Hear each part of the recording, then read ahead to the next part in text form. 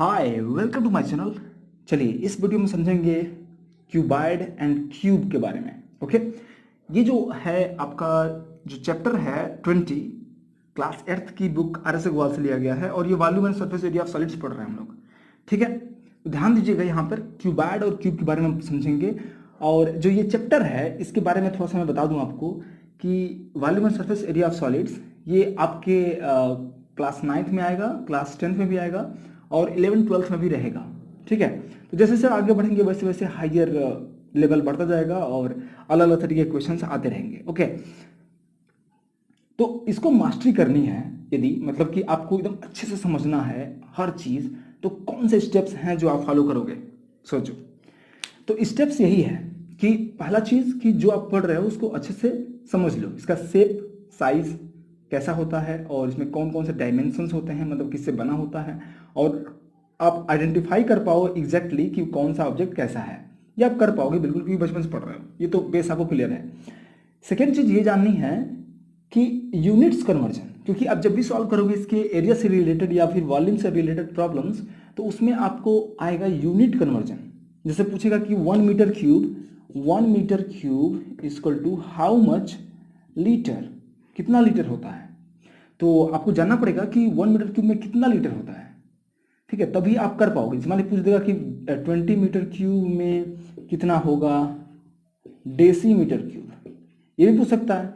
तो आपको पूरा ये जो कन्वर्जन है वो आना चाहिए, जो कि मैं आपके नेक्स्ट वीडियो में बताऊंगा। ठीक है, तो आप तो इसका दूसरा चीज बता दिया मैंने कि यूनिट कन्वर्जन आपको पूरी तरह से मास्टरी इस पे होनी चाहिए, यूनिट कन्वर्जन पे। ओके, ठीक है। और क्या होना चाहिए फिर? अब थर्ड है क्या? क्वेश्चंस। जितने ही ज्यादा क्वेश्चन सॉल्व करेंगे उतने ही ज्यादा आपको इंसाइट मिलेगा इससे कि इससे रिलेटेड क्वेश्चंस कैसे कैसे बन रहे हैं। ठीक है, तो बस इतना ही है। आपको बार बार यही 3 स्टेप्स फॉलो करना है। जब भी आपको समझ ना आए, जैसे कोई भी चीज आपको समझ नहीं आती है, तो क्यों नहीं आती? क्योंकि आपके ब्रेन में पहले से वो चीज नहीं है। माने कि मतलब कि उस चीज के बारे में कुछ चीजें पता नहीं होती हैं, इसीलिए उसको समझ में नहीं आता। तो आप एकदम जड़ से, एकदम बेस से, जड़ से स्टार्ट करेंगे तो बिल्कुल समझ में आ जाएगा। ठीक है, चलिए इस वीडियो में खैर समझते हैं क्यूबाइड एंड क्यूब के बारे में।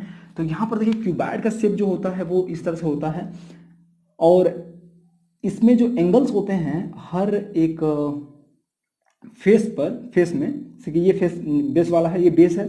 ठीक है, और ये इसके परपेंडिकुलर है, मतलब ये 90 डिग्री का एंगल होता है। ठीक है, तो ये काफ़ी रेगुलर शेप होता है। जैसे मैं आपको दिखा दूं, ये रहा, ये जो बॉक्स है वो बिल्कुल ही क्यूबाइडल है। ओके, और ठीक इसी को हम यहाँ से काट देंगे और थोड़ा सा मतलब अच्छे से इक्वली, तो ये क्यूब भी बन जाएगा, है कि नहीं? तो ध्यान दीजिएगा। अब इसमें हमें स्टडी करना है इसको, तो क्या क्या चीज़ें जाननी है? तो इसके बारे में जानना है कि इसके कितने फेस होते हैं। देखिए, इसको बोलते हैं face. This is one face, this is another face, this is another face and this is another. तो कितने टोटल फेस होते हैं? तो इसमें टोटल जो फेसेस होते हैं वो 6 होते हैं। ओके, आप देख सकते हैं, देखिए ऊपर से ऊपर वाला फेस, नीचे वाला फेस, इधर का हो गए 1 2 3 4, फिर इधर का 5, इधर का 6, तो 6 फेसेस होते हैं। अच्छा ठीक है, 6 फेसेस होते हैं, तो और क्या जानना इसमें जरूरी है? अच्छा, 6 फेसेस के बाद आपको ये जानना जरूरी है कि व्हाट इज द बेस, किसको आप बेस बोलेंगे।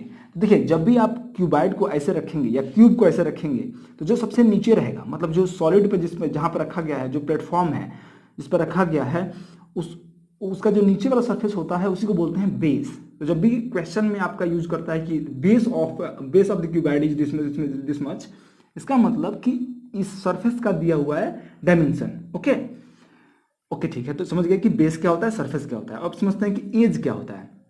समझिएगा ध्यान से, आपका यदि एक सरफेस दूसरे सरफेस से इंटरसेक्ट करता है, तो जो लाइन बनती है उसी लाइन को बोलते हैं हम लोग, उसी को कहते हैं एज। ओके, जैसे कि ये किनारा जो है, जैसे कि ये सरफेस और ये सरफेस, ये दोनों क्या कर रहे हैं, एक दूसरे को मीट कर रहे हैं, लेकिन मीट कर रहे हैं तो एक लाइन बन जा रही है, इसी लाइन को बोलते हैं क्या? एज। वैसे ही कितने एजेस होंगे इसमें? तो 12 एजेस होते हैं इसमें। ओके, तो 12 एजेस कैसे होते हैं, काउंट कर लेते हैं हम। जैसे कि यहाँ पर यदि आपको दिखाना चाहूँ एजेस, तब अब मैं यहाँ पर लिख भी दिया हूँ एजेस, तो देख सकते हैं आप। जैसे कि ए बी एक एज है, A B C D, B C A D, ये 4 हो गए। नीचे वाले काउंट कर लीजिए, E F, F G, G H and H E, ये 4 हो गए। 4 4 8 हो गए। क्या बचे हैं? ये वाले मतलब कि G B, H C, and FA and ED। Okay, तो कुल मिलाकर के 12 हो जा रहे हैं। आप काउंट करेंगे बिल्कुल ही 12 रहेंगे। जैसे यहाँ पे मैं काउंट करके दिखाऊं आपको, 1 2 3 4, ये 4 हो गए, 5 6 7 8 9 10 11 12। इस तरीके से मतलब 12 एजेस होते हैं। अच्छा ठीक है, एज के बारे में समझ गए तो फिर और क्या समझना है? तो हमें ये समझना है कि फिर एजेस, जब 3 एजेस, जैसे कि यहाँ पर एक एज ये है, ये एक एज ये है, ये वाला एज है, ये भी एज है, जब तीनों एज जो है एक दूसरे को मीट करते हैं, जब इंटरसेक्ट करते हैं तो क्या बनता है? ये तीनों जो है लाइंस हैं। जब ये समझिएगा, जब तीनों लाइंस हैं, ये एज क्या होता है? लाइन होता है। जब ये लाइन है, 3 लाइंस आकर के मीट कर रहे हैं एक दूसरे को, तो जो पॉइंट एक ही पॉइंट पर वो मीट करेंगे, क्योंकि लाइन है, लाइंस जो है मीट करते हैं एक पॉइंट पे, तो ये पॉइंट में मीट कर रहे हैं। इस पॉइंट को बोलते हैं हम लोग व्हाट? वर्टेक्स बोलते हैं। तो वर्टेक्स का जो प्लूरल होता है वो होता है वर्टिसेस। ओके, तो इसमें कितने वर्टेक्स होंगे? तो आप यहाँ पे देख सकते हैं वर्टेक्स क्या होता है, जैसे कि ABCD जो ये पॉइंट्स हैं, ये जो नाम दिया गया है इसको ABCD 4 हो गए, फिर यहाँ पे EFGH ये 4 हो गए, 4 4 8 मीन्स 8 वर्टिसेस होते हैं। करेक्ट। वैसे ही सिमिलरली हम इसमें भी बात कर रहे हैं, क्यूब में भी। अब हम समझते हैं कि अच्छा ठीक है, 2 फेसेस के बारे में समझ गए, लेकिन what is the difference between cuboid and cube? केवल एक ही डिफरेंस है। देखिए, क्यूबाइड में जो है डायमेंशंस होते हैं 3। ओके, जैसे कि ये लेंथ हो गया, और ये हो गया ब्रेथ जो इसी से अटैच होता है, और ये आपका यदि बेस माना जाए, जिसको आप बेस मानते हैं, जैसे कि मान लीजिए मैं इसमें कहूँ, यदि मैं इसको ऐसे रख दूँ, इसको मैं ऐसे रख दूँ, तो ये जो सरफेस है वो बेस है। ओके, तो बेस है, तो बेस का जो ये वाला एज है इसको बोलेंगे लेंथ। ठीक है, तो ये भी लेंथ होगा, इधर वाला भी, तो ये है आपका लेंथ और ये आपका है ब्रेथ। तो हाइट क्या होगी? जब इसको ऐसे रखेंगे तो हाइट होगी ये वाली, ये हाइट है। तो जब भी बेस जो है सबसे नीचे होता है, और बेस के अकॉर्डिंग ही हम हाइट निर्धारित करते हैं। तो यहां पर जो हाइट है ये वाली GB, यही H है।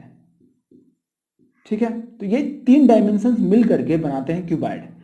लेकिन यहां पर क्यूबाइड के केस में लेंथ, ब्रेथ और हाइट तीनों जो है डिफरेंट होते हैं। मतलब जैसे मान लीजिए कि 10 सेंटीमीटर हो गया, तो ब्रेथ होगा 2 सेंटीमीटर, फिर हाइट होगा 1 सेंटीमीटर। सारे के सारे क्या है? डिफरेंट है। तो मतलब कि या फिर एटलीस्ट 1 डिफरेंस होना चाहिए, जैसे कि लेंथ या तो अलग हो इन दोनों से, या ब्रेथ इन दोनों से अलग हो।